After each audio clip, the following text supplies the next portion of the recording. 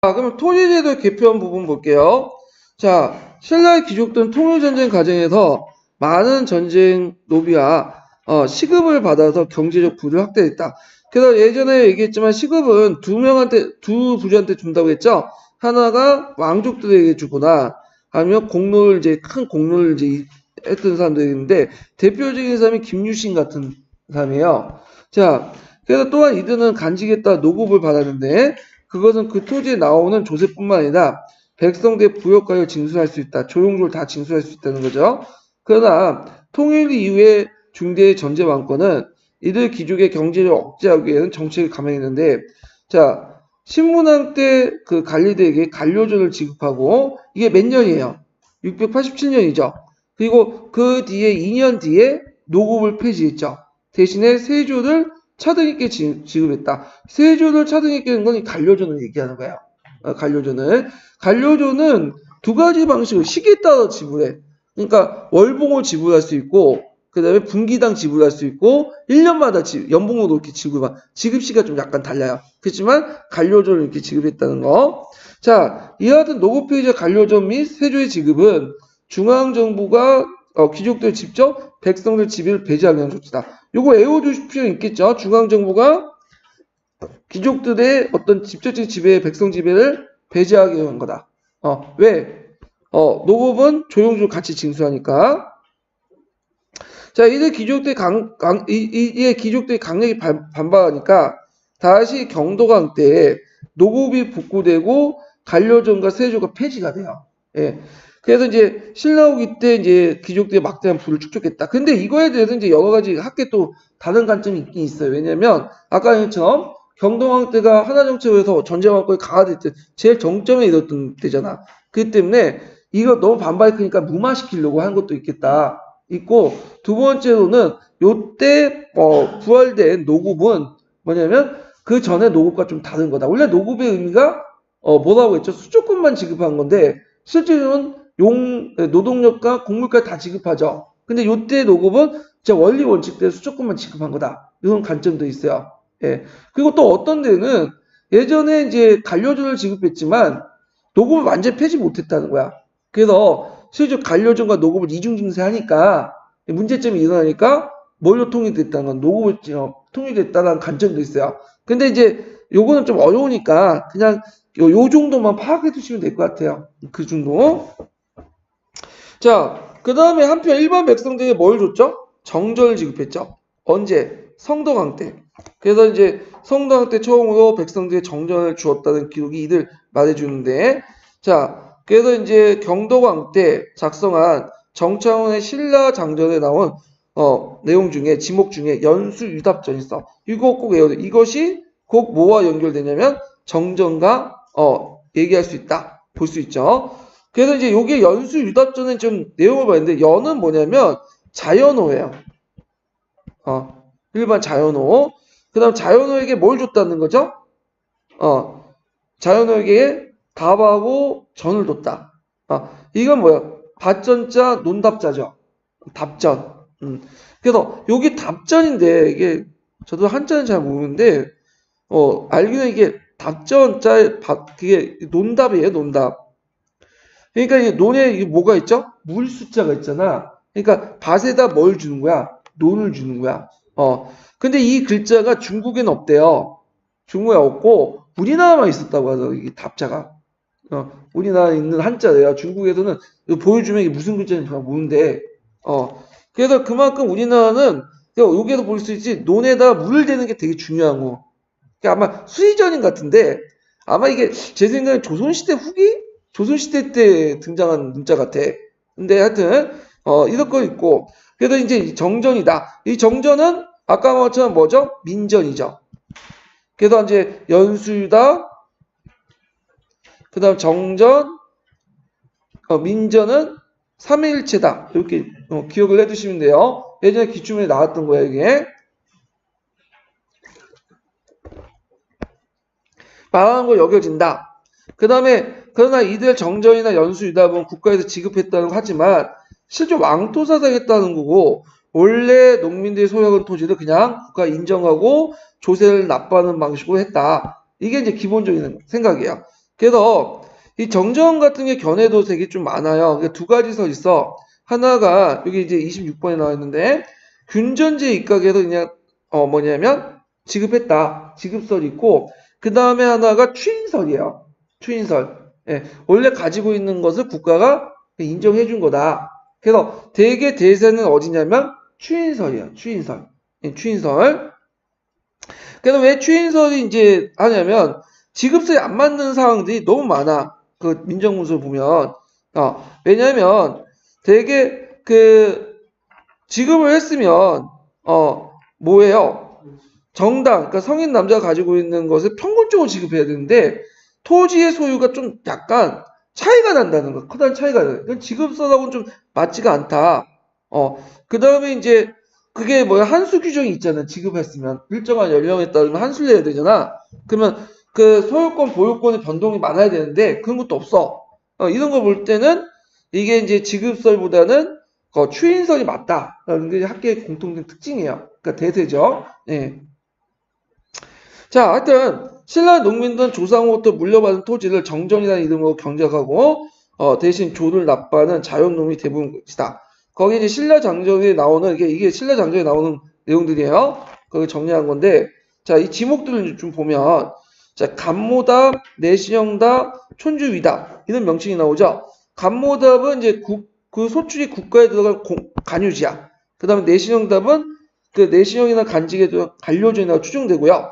촌주위답은 촌주에게 할당된 토지인데, 이들 토지는 다 공동 경작을 하는 거죠. 그러니까 이 촌주위답은 좀 약간 특이한 게 뭐냐면, 이건 민전일까요? 어딜까요? 이건 민전이에요. 기본적으로. 촌주위답은 이건 민전의 범위에 속해요. 공유지가 아니에요, 이거는요. 예. 근데 여기에 누가 토지를 하냐면, 누가 경작하냐면 개인이 경작을 하는 게 아니라 공동 경작이야. 그러니까 어떤 책에서는 이런 게 있다. 촌주위답을 개별 경작했다. 개인이 말도 안 되는 거지. 땅이 얼분데 이거 어떻게 개인이 해. 촌주가 거기 나와서 하겠어요? 이건 말도 안 되는 거고 마을 공동체가 와가지고 그 촌민들이 같이 경작을 해주는 거야. 그런데 민전의 성격이 있어. 되게 이제 마을 공유지들은 뭐죠? 되게 공동 경작을 하고 민전은 개별 경작이에요. 개인이 하는데 이거는 촌주위는 민전이면서도 공동 경작을 해요. 거기에 또 뭐냐면 거기에 조세가 면제돼. 촌주위답은 이게 무슨 말일까요? 조세가 면제된다는 건 그냥 촌주가 원래는 공동경작을 통해서 노동력 제공해야 되는데 실제 노동력 제공 안 하고 그건 면제해 준다는 의미예요. 이 의미에서 해도 여러 있지만 자 그래서 이제 이렇게 있다. 그래서 이제 여기 보면 나중에 그러니까 이제 촌민들은 자기의 연수유답을 경작하여 수확을 거둬들인 대가로 이들 토지를 공동경작을 해서 일종의 요역인셈이다. 자, 그래서 이제 그러므로 통일신라 농민들은 자연농민의 독립적인 연수유답을 소유 경작하는 한편 촌에 할당된 공유지의 공동체의 노동을 통해서 그 요역을 부담하는 세금을 부담하는 방식을 했다. 이렇게 있죠. 그러면 이걸 또 어떻게 정리하냐 이제 이걸 좀 제가 도표도 한번 만들어봤어요. 기본 심화 강의 교재 좀 보면 여기 이제 몇 페이지 표 보시면 74페이지 표 보세요. 74페이지. 네, 물론 요거 외에도 이제 여러 설이 있어요. 근데 일단 통론을 기준으로 얘기하는 거예요. 지금 통론을. 그래서 보면 자 통일신라 시대 이제 민정문서 바탕으로 해갖고 한번 볼게요.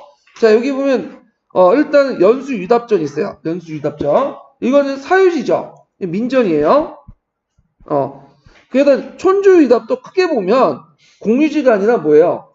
민전이에요. 이것도. 예. 그리고 이제 마오대 공유지가 있어. 마오대 공유지에 해당한 것은 간모답, 내시형답, 마전.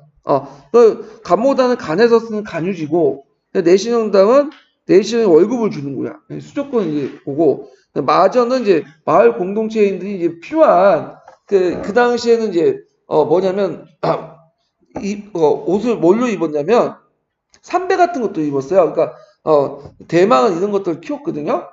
옷을 만들기 위해서 이런 것들 이제 하죠. 그래서 대개 보면 조선시대나 고려시대 때는 세금을 내면 어떻게 하죠? 자기 토지의 생산량의 일부를 내는 거죠.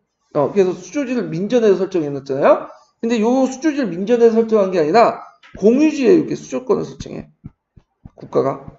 그래서 여기에서 이제 이거는 국가 유지비, 간청 유지비로 쓰는 거고, 이거는 관리에게 주는 거고, 이건 마저는 이제 공동체, 전체에 주는 거고 등등. 수조권 여기다 설정해요. 개인에게 설정한 게 아니라. 이해되시겠죠?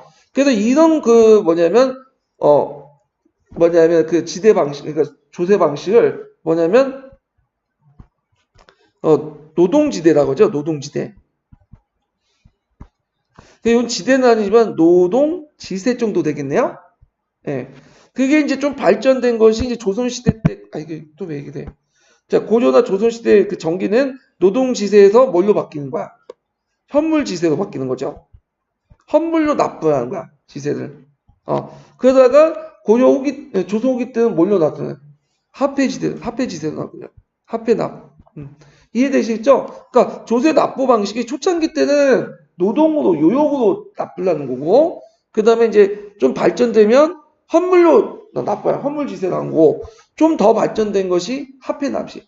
예. 그런 세 번에 거쳐갖고 이제 하게 되는데, 초창기 때는 이렇게 한다. 이런 형태가 우리나라만 보이는 게 아니에요. 중국에도 보여. 중국에도 초창기 때 그런 식으로 했어요. 이게 대표의 정정제에도 보이죠? 정정제 보면 여기는 개인 토지고, 여기 마을 공유지니까 마을 공유지의 생산량을 누구한테 바치는 거죠? 국가한테 바치는 거죠. 이건 이제 준하조법이라고 또 하는데, 조법이 이제 정정제에 반영됐다고 하는데, 이게 차이점이 있어요. 고려와 조선과. 자, 그 다음에 같은 민전이면서 이제 보면 촌주의답이 좀 특이하죠. 촌주의답은 민전에 속하고 사유지지만 실질적으로는 여기는 누가 경작한다? 마을 촌민들이 공동 경작을 해. 그리고 공유지와 함께. 그 다음에 여기에 이제 수조권이 설정돼. 이건 수조권이 설정한다는 의미는 뭐냐면 촌주도 그 백성의 한 사람으로서 여기에 끌려가서 뭐예요? 자기가 생산할 만큼 뭐죠? 일을 해야 되잖아. 근데 요역을 면제시켜 준다는 거야. 촌주는. 그래갖고 이렇게 있다. 물론 이거는 하나의 해석이에요. 그걸 보고. 근데 통론에 있는 거기 때문에 그렇게 이해를 해주시는 게 좋을 것 같아요. 그래서 뭐냐면 신편이 구편이도 보니까 이런 식으로 얘기하더라고.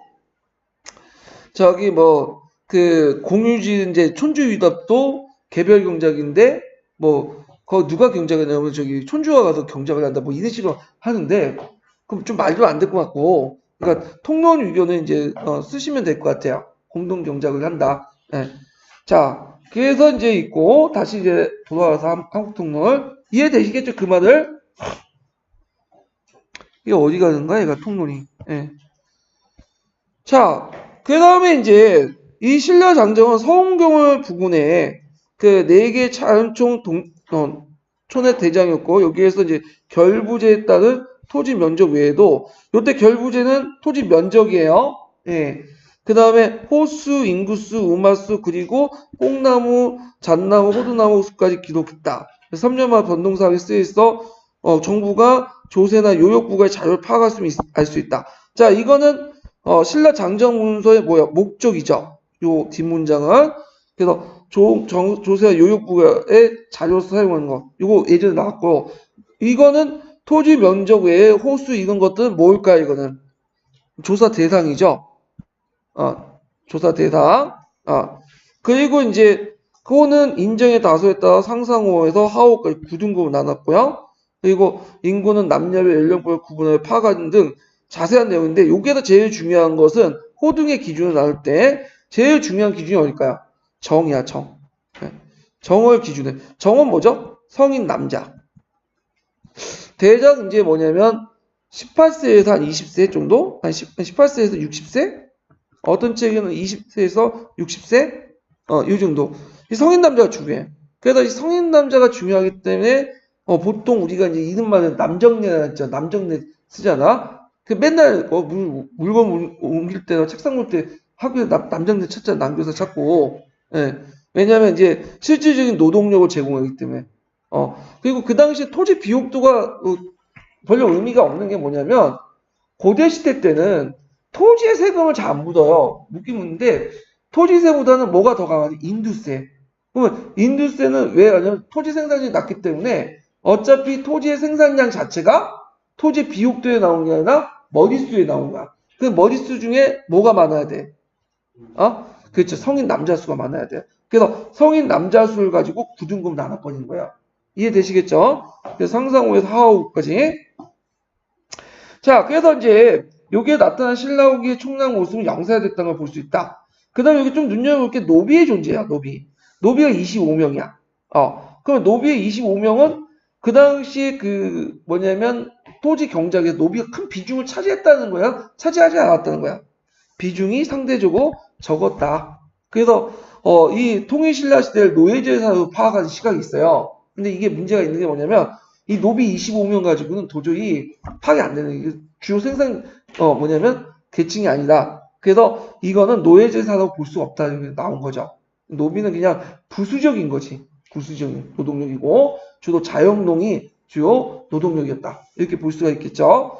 자, 그래서 이제 이런 것들 이제 같이 기억을 해두시고 다른 책에도 좀 이렇게 심화된 내용도 많은데 요 정도만 파악해 두시면 될 것 같아요. 더 이상 뭐 깊게 안 나올 것 같고. 거기 뭐냐면 심부세 보면 그 개연도 나오고 막 그런데 굳이 그거까지 필요 없을 것 같아 제 생각에는. 예. 자, 거기 이제 있고 그 다음에 넘어가서 통일신라 문화 부분은 이제 좀 뒤에 얘기하고요. 문학은 따로 이제 문화 부분은 따로 따서 떼서 얘기하고. 예. 자, 그래서 이제 문화 부분 끝났고 거기 끝난 게 다음에 얘기하고 발해 사여 이거 보죠. 이게 몇 페이지야? 아유, 138페이지. 발해 발전과 사여 볼게요. 자, 발해 이제 정치사 부분을 이제 얘기할 텐데, 자, 발해 건국관 대조영이 당 세력을 견제하면서 나라의 기틀을 잡아 이대 무왕 때 그 기반을 국력 크게 신장했다. 무왕이 즉위하니까 이난이라는 독자적 연호를 사용했다. 근데 여기서 주의할 것은 여기도 이제 무왕 때부터 당나라와 친선 관계를 맺었어. 그러니까 물론 대립은 했지만 외교 관계를 맺었거든요. 그래서 형식적인 조공채권 관계를 맺은 거예요. 당나라하고 대립은 했지만 형식적으로. 그렇기 때문에 요때부터 이제 연호를 사용했다는 거는 직접적으로 까놓고 연호를 사용한 건 아니고 국내용이야, 국내용. 이걸 뭐라고 하죠? 내제 외왕치제라고 하죠. 그래서 고려와 마찬가지로 내제 외왕치제를 했다. 고려도 연호를 사용했잖아요. 근데 물론 고려 연호 사용은 고려 초기 때만 좀 보이지 중기 이후부터는 없어져. 나중에 얘기하겠지만. 그리고 고려 초창기 때 썼던 연호들도 뭐냐면 중국과의 관계 속에 국가도 꼬리를 내리죠. 안 쓰게 돼. 왜냐면 연호 사용하면 중국 간의 통상 교류가 다 막히는 거야. 누가 손해보겠어요? 고조가 손해보는 거야. 그러니까 이제 철폐 나오고. 자, 근데 일본은 연호를 끝까지 써. 망할 때까지. 지금도 쓰고 있죠. 유일하게 연호를 사용하는 나라가 지금 일본이에요. 중국이 아니야. 중국 없어진 거. 신해혁명 이후부터 없어진 거는 일본 애들은 계속 써. 주구장창. 그건 뭐냐면 일본은 중국 간의 관계를 생각 안 하기 때문에 얘네들은 필요할 때만 왔다 갔다 하고 중국도 일본을 뭐냐면 자기 천하간 속에 들어가지 않아요. 왜냐면 너무 멀고 바다 건너니까 그런 건데 하여튼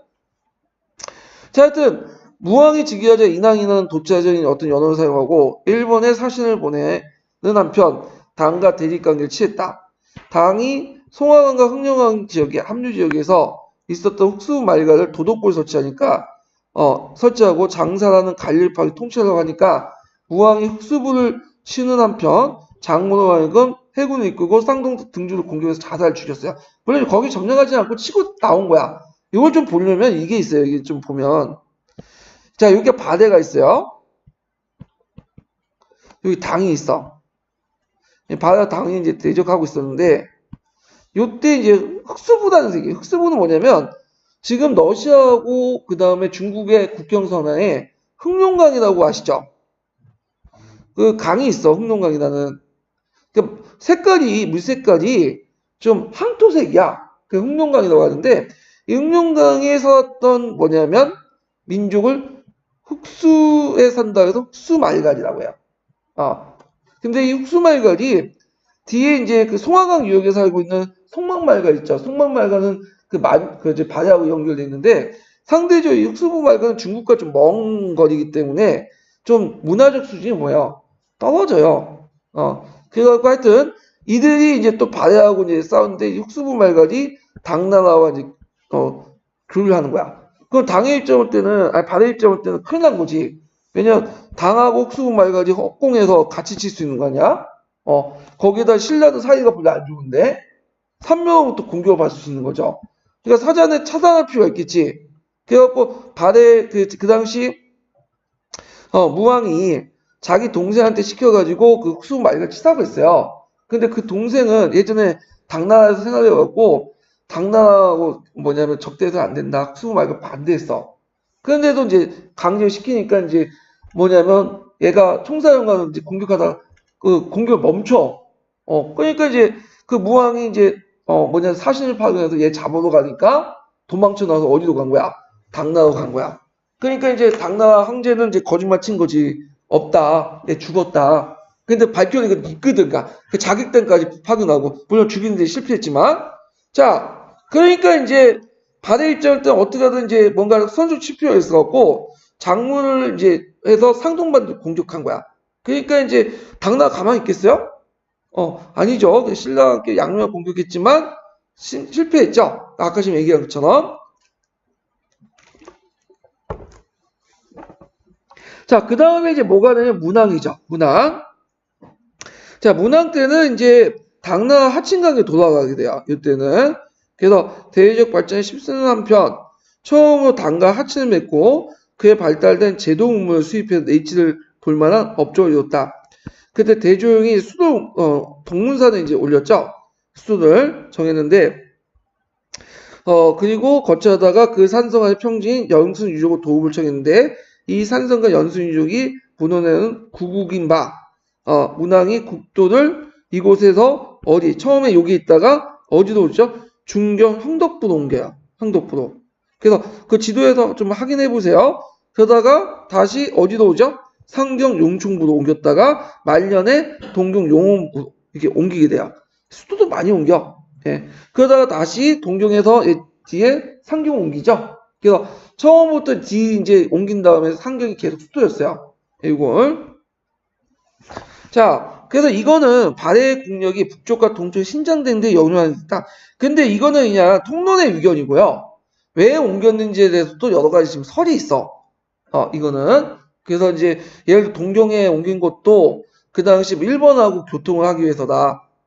동경하고 일본도 가깝잖아요. 빗길이. 그런 의견도 있고 아니면 그 당시에 뭐냐면 안사이 난이 넣어갖고 그 여파가 그 미칠까봐 좀 약간 동쪽 옮긴 거다. 그런 설도 있고 여러 가지 설이 있어요. 그거는 예.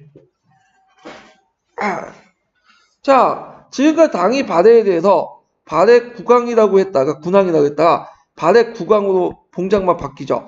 이게 같은 왕이라도 군왕하고 국왕하고 차이가 있어요. 예. 그래서 보통 우리가 이제 왕이라고 하면 똑같은 왕인 줄 알죠. 중국에서는 책봉을 할 때도 등급을 5등급으로 나눠. 그래갖고 국왕, 국왕 이렇게 해갖고 했는데 제일 높은 등급이 뭐냐면 외자 등급 왕호야. 외자. 한자 왕호는 뭐냐면 제일 등급이 높은 거야. 그래서 그 얘가 이제 보면 그 고려시대 때 심양왕이라는 거 있었죠. 심양왕. 충성왕이 심양왕 있잖아. 근데 충성왕이 이제 황제권 다투면 큰 공을 했잖아요. 그래갖고 황제가 고마워서 이 심양왕을 외자왕을 줬어. 심왕으로 격상을 시켜준 거죠. 똑같은 지역을 통치하더라도 심양왕과 심왕의 위치는 달라요. 어느 게 더 서열이 높은 게 심왕이 서열이 높아. 그래서 중국에서는 왕호도 5등급으로 나눠가지고 관리한다. 이렇게 있는데, 자, 하여튼, 그만큼 국제적 지위가 승격된 거다. 그리고 발해 국도는 5대 성왕 때, 어디로 옮겼죠? 다시 상경호 한도하고 멸망 때까지 변하면서, 이거 예전에 기출문제 나왔죠. 상경 위치 물어본 거. 발해 지도가 있나? 뒤에 있나? 없네. 한번 찾아보세요. 나중에. 자, 그 발해가 가장 융성한 건 선왕 때인데 이때 발해는 유학생을 당에 보내 성당 문화의 제도를 성취하고 그러니까 성당은 뭐냐면 당나라 문화를 크게 4시기로 나눠요. 그래갖고 이제 그 중에 초당, 두 번째 성당 이 시기가 제일 발달된 문화 시기야. 당나라 선종 때 그 시기. 그때 우리가 아는 이백이라든지 두부라든지 그 시인들이 배출했던 시기야. 예. 그래서 이제 이는 제일 발달된 문화와 제도를 받아들이고, 그 다음에 대규모 영토 경영을 통해서 대부분 말갈족도 복속시키고 요동지방에는 당의 지배를 약화시키는 틈타서 요와 요역을 진출해 요동지역까지 지배권을 획득하죠.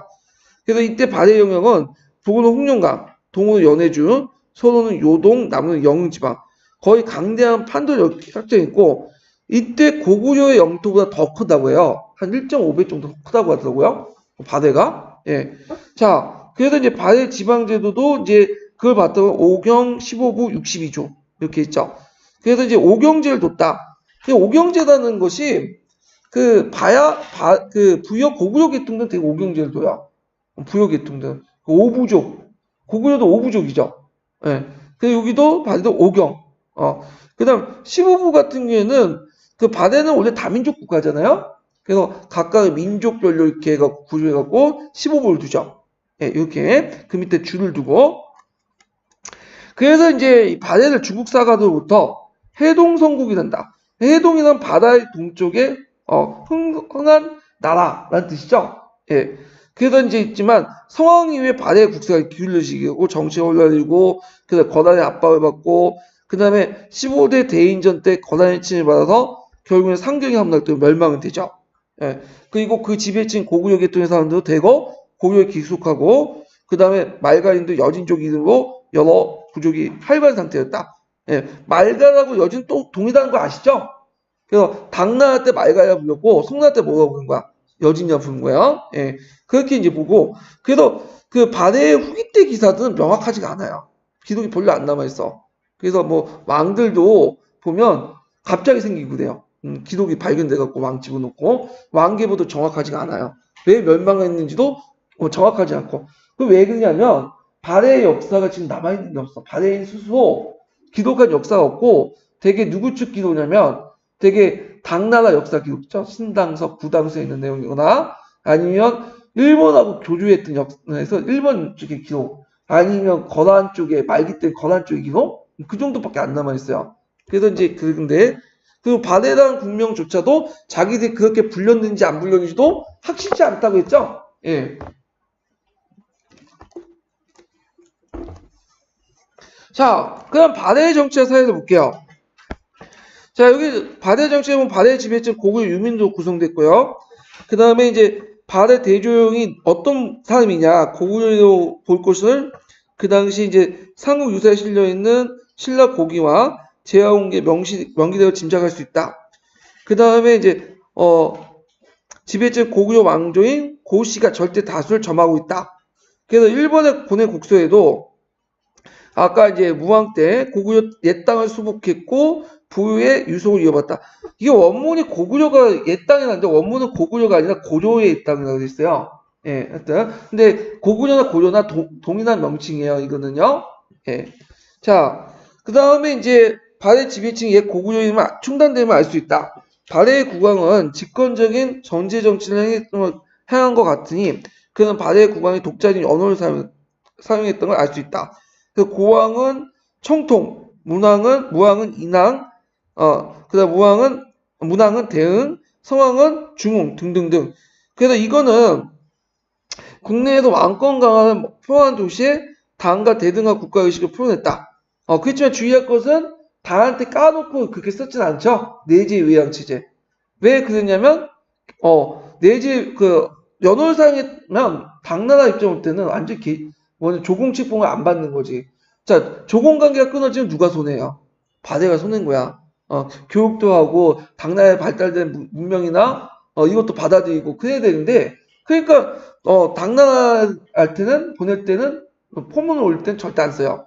누구 연호 쓰죠? 당나라 연호 써요. 고려도 마찬가지고.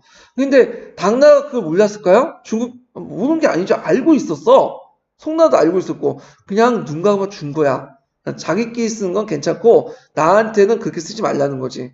예. 자, 그 다음에 이제 발해는 당의 제도를 본따서 정비된 정치 제도를 마련했는데 당의 삼성 육부제를 모방해서 정당성, 성조성, 중대성 삼성가, 그 다음에 이부, 호부, 아니, 충부, 인부, 의부, 지부 등등등 6부를 뒀죠.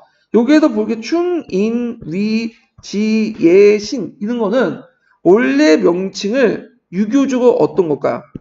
아하한 거죠. 여기 표현 있네. 아하. 네. 유교적 아하됐다. 아하됐다는 것은 아름답게 꾸몄다는 거야. 미칭이에요. 이렇게 꾸몄다는 거죠. 예. 그래서 이제 있고, 그래서 이제 있을 뿐만 아니라 그와 다를 뿐 아니라 권력구조 차이가 있다. 그 다음에 이제 정당성의 상서성 장관이 대내성의 이제 손조성의 장관, 그러니까 장관인 대내상이 여기 끊어야 되겠네. 선조성의 장관이었던 자상과 중대성의 우상을 통과했다. 그러니까 상서성은 중국에서 얘기하면 좀 시생기구죠. 권한이 낮고. 근데 여기에서는 권한이 오히려 그 문화성에 대한 문화성에 대한 선조성과 그 다음에 중소성에 대한 중대성이 보다 더 높아. 당나라는 어디가 더 높죠? 중소성이 높죠? 예. 그래서 이제 이게 특이한 거죠. 그 다음에, 그래서 이제 있고, 최고 간부인 정당이라는 명칭도, 이렇게 정사를 유인하는 합작이구의 뜻을 가지고 있다. 예. 그래서 귀족들이 국가의 중대한 회의를 어디에서 결정하죠? 상서성에서 결정하죠.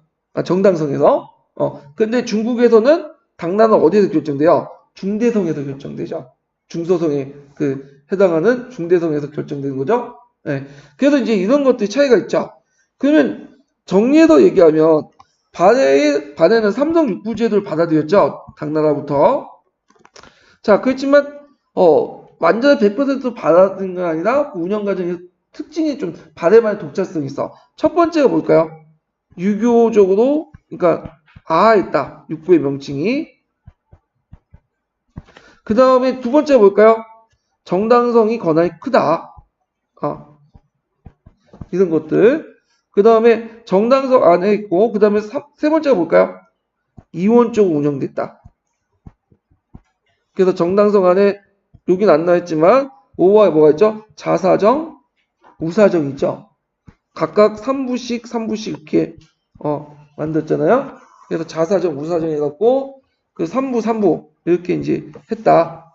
그래서 이제 있는데 근데 나는 이게 좀 약간 이원적 운영이 독자적이라고 이게 단체에서 적혀 있고 그러는데 여기 뭐 통론에 있는지 모르겠는데 여기에 대해서 저는 좀 약간 다른 생각 갖고 있어요. 왜냐면 그 중국의 거기에 보면 상서성 안에 또 자사정, 우사정 있어요. 자복이야 우방 해갖고 각각 3부씩 운영해요. 네. 아마 이 분들이 쓴 분이 중국사를 제대로 모르고 그 소리 한 것 같아, 내가 보니까. 자, 발해 지방제도를 볼게요. 자, 발해는 5경, 15, 62제도가 마련됐고, 그 다음 5경의 위치 알아둬야 있죠? 상경, 중경, 동경, 남경, 서경. 이런 5경을 뒀다는 거.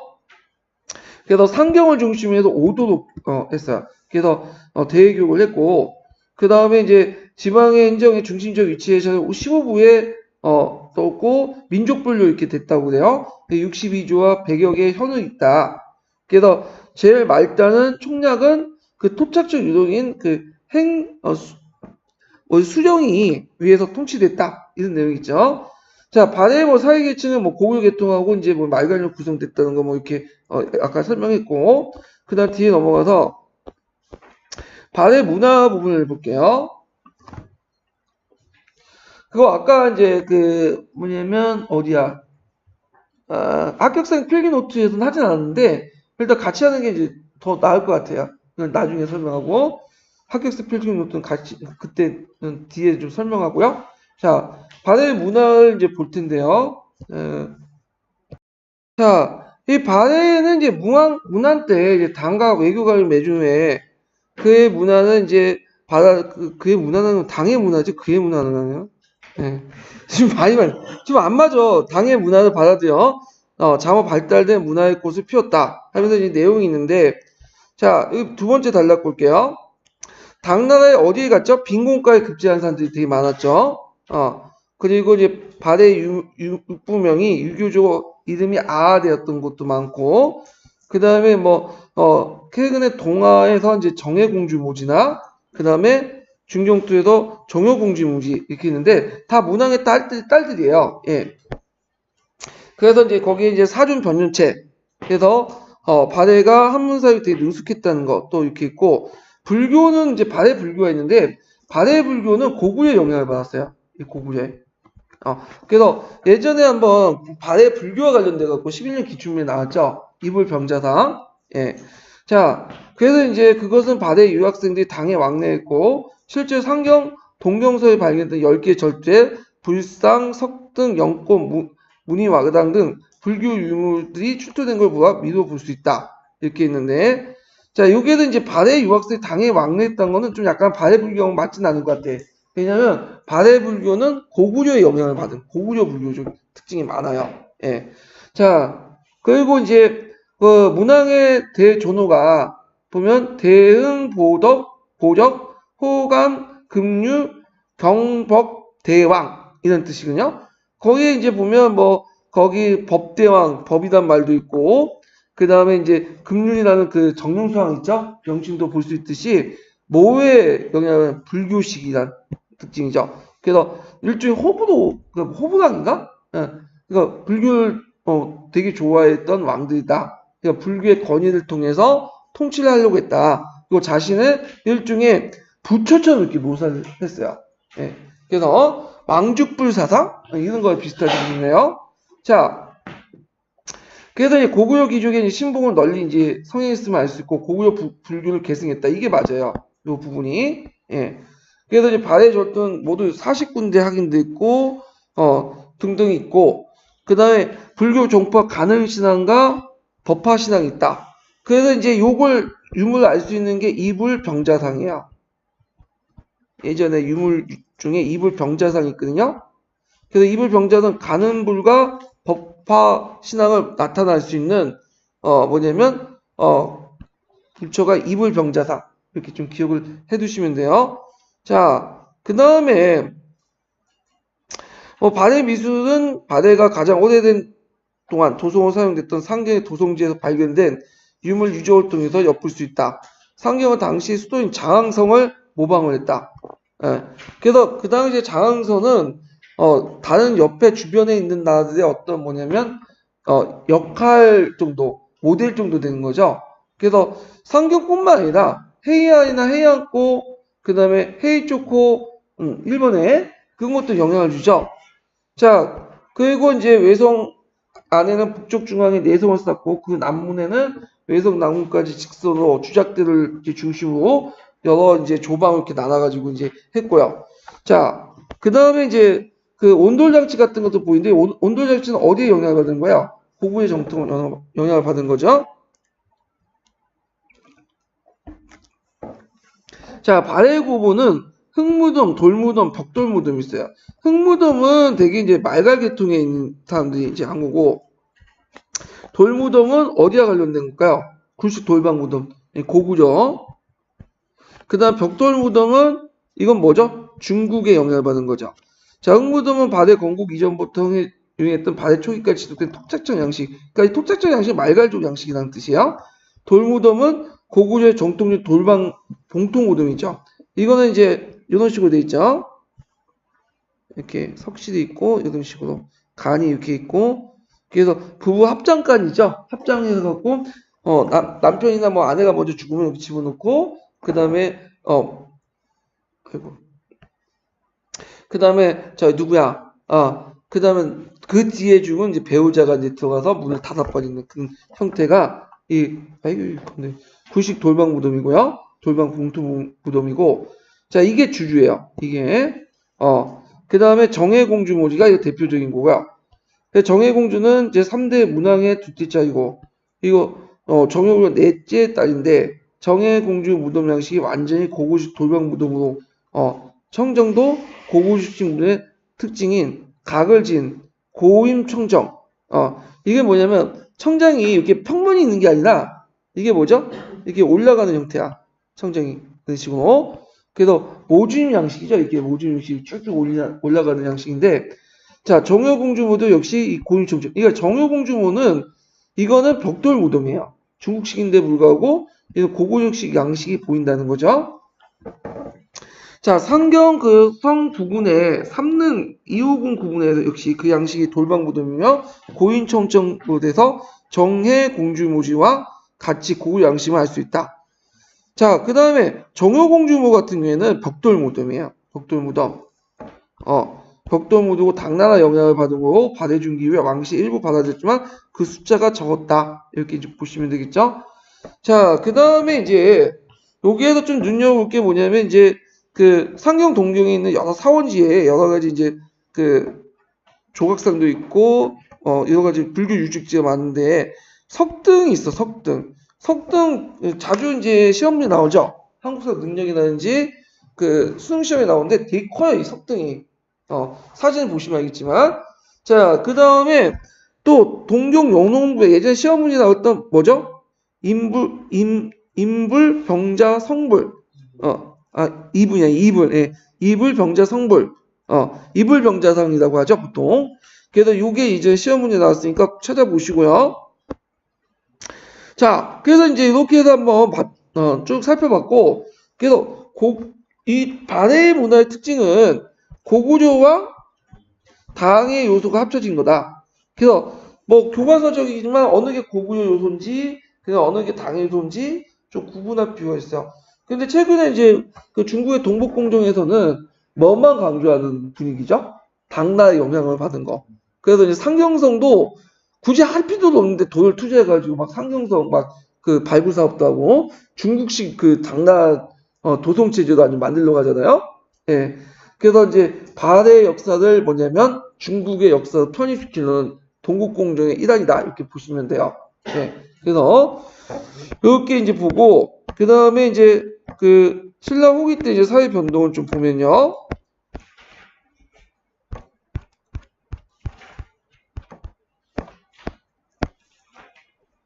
자, 통일 후에 이제 중대 왕권의 전제 정치가 정치, 경제, 사회, 문화에서 크게 정성기도 있던 신라도 하대되어서 점차 기울기 시작하죠. 진골 내부에 내부 분열이 일어나요. 그래서 이제 이걸 하대라고 하는데 37대 성덕왕부터 해서 56대 경순왕까지 이렇게 가리킨다. 그때 내문왕 김시세력, 원래 일부 박시세력도 있죠. 그래서 20명 왕이 교체되었고 혼란 영속이었죠. 그래서 그때 이제 정치적 혼란이 이미 중대 마지막이었던 해공왕 때부터 시작돼요.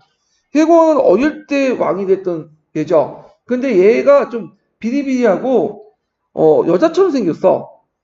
원래 여자로 태어날 것을 그 앞에 이제 그 누구죠? 경동왕이 거기 사신을 파견해갖고 그 하늘로 올라갈 수 있는 그 승려를 파견해갖고 매달려가지고 여자를 남자로 바꿔가지고 태어났다는 설화가 있어요. 자, 하여튼 그때 이제 해공왕 4년에 대공의 난이 일어나고 이것이 전국의 60국가 각간의 난을 발생시키죠. 이 각간은 뭐냐면 그 이별찬의 어떤 줄임라는 설도 있어요. 이별찬.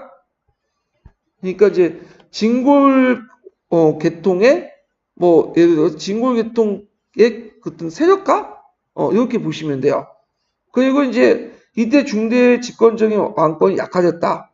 자, 이날을 진압했지만 해공왕 이찬 김지정의 반란을 기후 군사를 일으켜 상대는 김양산과 김경신에 피살되고 김양산을 왕이 오르니 이들 그 성덕왕이다. 그러니까 이거 김지정의 난이라고 하는데 김지정의 반란을 그 학자들은 반란이라고보다는 해공왕이 그다음 김양산과 김경신 너무 강하니까 일종의 친위 쿠데타를 했다. 그래서 자기 측근이었던 김지정을 시켜가지고 쿠데타를 했는데 김양산과 김경신 그걸 진압한다는 명분을 해갖고 들어서 김지정 외에도 누굴 죽인 거야? 해공왕 죽였다. 이렇게 보고 있죠. 자, 성덕왕은 자기를 내무왕 10대손이나 했으나 하여튼 이로써 무형 직계 중대왕실 단절되었다. 근데 엄밀히 말하면 성덕왕은 중대 쪽에 외척 가문이 있기 때문에 외척과 연결되기 때문에 엄밀히 말하면 내무왕계는 아니에요. 네. 오히려 무형왕계가 좀 가까워요. 근데 진정한 내무왕계는 뭐냐면 원성왕이죠. 김경신이 이게 되면서 원성왕이 됐고 그래서 이제 이후에 원성왕계가 왕위를 계승했다. 자, 형동왕 때 누가 반란을 일으켰죠? 김원창이. 이거 예전에 시험문이 나왔죠? 자, 김원창의 아버지 김주원이 그 당시 이제 김경신 이전에 이제 성도왕 다음에 김주원이 왕위가 될 1순위였는데 왕위를 뺏겼어요. 누구한테? 거기에 이제 누구한테 뺏겼냐면 김경신한테 뺏겼죠. 예. 그래갖고 이제 그때 뺏긴 게 뭐 그 서가에 보면 그때 김주원이 왕이 되려고 이제 가려고 했는데 갑자기 비가 내려가지고 했다. 그거는 근데 그거 아닌 것 같고 서가고 실질적으로 이제 그 당시에 그 내문왕계 세력이 상당히 컸다 이렇게 보시면 되겠죠. 그래서 이제 김주원이 무령의 직계로서 성도왕에 이어서 왕을 올려야 했지만 오르지 못하니까 한참 후에 김경신이 그러니까 원성왕이 이제 비상수단을 즉위하는데 불만 폭발된 거죠. 폭발됐다고 해서 이거 좀 웃긴 게 그때 가지고 한 몇십 년 후에 그 폭발된 거거든. 그때 가만히 있다가 그리고 헌도왕이 그 뭐냐면 김원창을 아꼈어요. 그래서 김원창이 요직도 주고 그랬거든요. 근데 하여튼 뭐 여러 가지 이유가 있는데 모르겠어요. 하여튼 자 그때 웅진도둑으로 갔던 김원창은 웅진도둑 어디예요? 예전에 백제 땅이죠. 백제 땅. 네, 백제 기반으로 땅이죠. 그래서 김원창 웅주를 기반으로 해서 반란을 일으켰는데 국호를 장한 그 다음에 그 연호를 이게 경운이 아니라 경진이 같은데 예 경운 맞나요? 경운. 자 그래서 국호를 장한 연호를 경운 이렇게 해서 이제 기사를 했는데 여기에서 이제 눈여겨볼 게 뭐냐면 이제는 이게 단순히 왕씨간의 다툼이 아니라는 거죠. 이제 이거는 국호를 장하나 정했다는 거는 이제 지방세력 끌어모아가지고 뭐죠? 자기가 신라를 제치고 새 나라를 만들겠다는 거야. 그래서 이건 지방세력의 성장을 또 연결되죠. 신라 왕실을 이제 뒤엎고 지방세력을 끌어다가 백제계 유민이나 뭐 고분의 유민 이런 걸 끌어다가 새로운 국가를 만들겠다. 기존의 왕위 쟁탈하고 성격이 다른 거예요.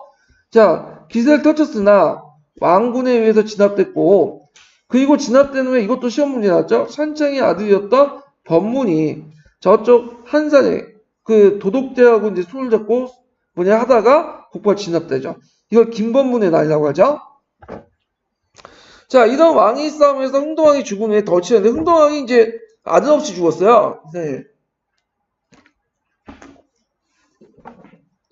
자, 흥동왕이 죽으니까 이 후계자를 지정하지 않았어. 그러니까 이제 사촌 동생이 김규정과 이 사람이 이제 그 사촌 동생인 김규정이 왕국에 들어가서 이제 왕이 되려고 하니까 김규정의 조카였던 김재룡이 무력으로 그걸 쫓고 자기가 왕이 됐어. 이 시강왕이죠. 그러니까 김규정의 아들이 어디 도망갔을까요? 저쪽 장보고로 도망갔죠. 예. 하여튼 그러나 얼마 안 돼 시강왕은 이제 즉위한 그 김명이 다시 군대를 일으켜서 시강왕을 죽이고 그 다음 자기가 왕이 됐어. 이 민해왕이야. 자 이때 이제 청해진에 있었던 장보고에 의지했던 김규정의 아들 김운징이 장보고로부터 10,000명 정도의 군대를 받고 민양왕을 죽이고 왕이 됐죠. 이게 신무왕이죠. 자 이와 같이 이제 신라대에는 같은 진골귀족 사이에 왕이 둘러싼 자기 한정이 되게 많았다. 이렇게 보시면 되고 골품제 붕괴 보면 자 진골귀족의 왕위 쟁탈 싸움은 그들 진골 내부의 분열을 뜻하는 것이다. 원래 진골 가족들이 허전적 유대를 갖고 이해관계를 갖고 있는 운명 공동체를 이뤘는데 이들 사이는 아무런 분열이 일어나지 않았다. 그러나 삼국통일 후에 사회 발전은 이들의 유대를 이완시키고 족당의 분립을 가져와서 같은 김씨왕조지만 이제는 족당에 따라 서로 대립하고 왕에 둘러싸여 있었다. 이걸 이제 뭐라고 하냐면 분지하라고 해요. 분지하. 이 분지하는 이미 중대 때부터 보였어요. 그래서 중대 때 이제 옹모제를 실시할 때 그 어디까지만 모셔요? 해공왕 때는 자기 할아버지가 모신다고 했죠. 예. 근데 요때는 할아버지가 아니라 아예 1대만 모셔. 자기 아버지 때만 공유하고 나머지는 다 적이야.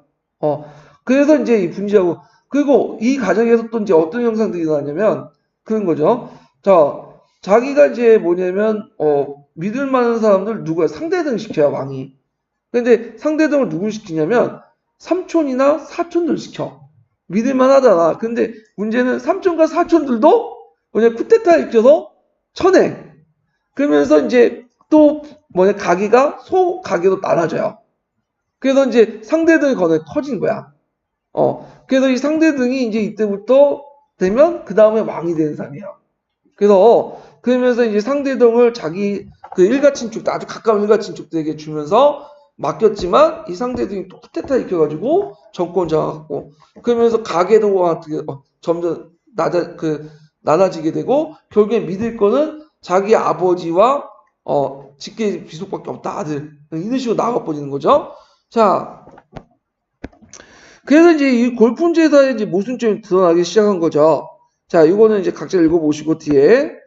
자, 그다음 신라 골품제도는 다음 장 넘겨서 후기에 내려갈수록 점점 붕괴되는 과정을 밟게 되는데, 통일이 이미 성공이 없어졌고 그 후에 이제 1두품, 2두품, 3두품이 사라졌으며 신라가 된 4두품도 백성과 거의 같은 지위가 있었다. 그래서 골품제는 아래로부터의 해체 과정을 걷게 됐다. 자, 그 다음에 다음 장 넘어가서 6두품 관련된 내용을 보면, 다다음 단락 보면, 자, 6두품 계열은 신라사의 지배층의 일익을 담당하고 있었다. 비록 간등이 대하창까지 오르지 못하고 간직도 간부의 장관이 되지 못했으나 집사성의 시장 등 간부의 차관을 임명되어 비교적 우대를 받았다. 자, 이들은 국학에 들어가 교육을 받고 또 도당 유학생이 되어 유교 지식을 쌓고 국가의 정책 과정에 참여하거나 행정적 실무를 담당하고요. 문안기구를 참여해서 국왕의 근신적 역할을 했다. 이게 이제 예전에 시험문에 나왔죠. 이게 뭐와 관련된 거냐면, 원래는 이제 그 신라 간직제도에서 특징이, 이 특징을 보면 상대등은 귀족이죠. 귀족을 대변하죠. 그 다음에 집사성의 시중 있죠. 예, 시중은 누굴 대변할까요?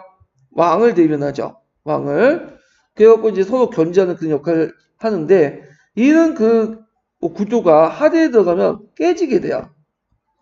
왜 깨지게 되냐면, 시중조차도 누가 장악하냐면 진골 귀족들이 장악해. 근데 더 이상 하대에 들어가면 이 상대들의 시중, 그리고 이 시중을 매기 위한, 집사성을 매기 위한 그 뭐냐면 신라의 간직 체계를 이제 믿을 수가 없어.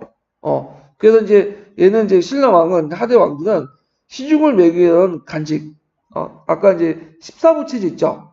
그 14부는 이제 이거 외조라고 하는데, 이 외조를 믿을 수 없으니까 그 문안기구, 근신기구를 이제 해요. 이거는 이제 뭘까요? 황제다, 왕과 관련된 개인 비서기구죠. 이 내조라고 하죠. 그러니까 외조보다는 이 내조기구를 키워가지고 자신의 권한을 강화시키려고 해요. 그러면 내조기구에 대개 누굴 임명할까요?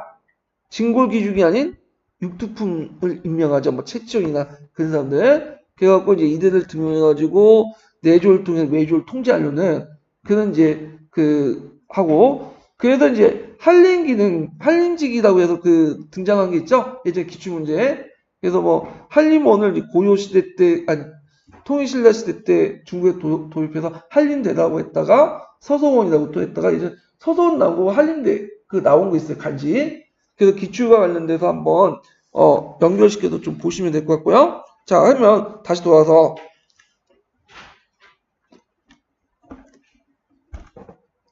그러나 진골체제의 육두품의 하작은 언제나 제약을 받았다.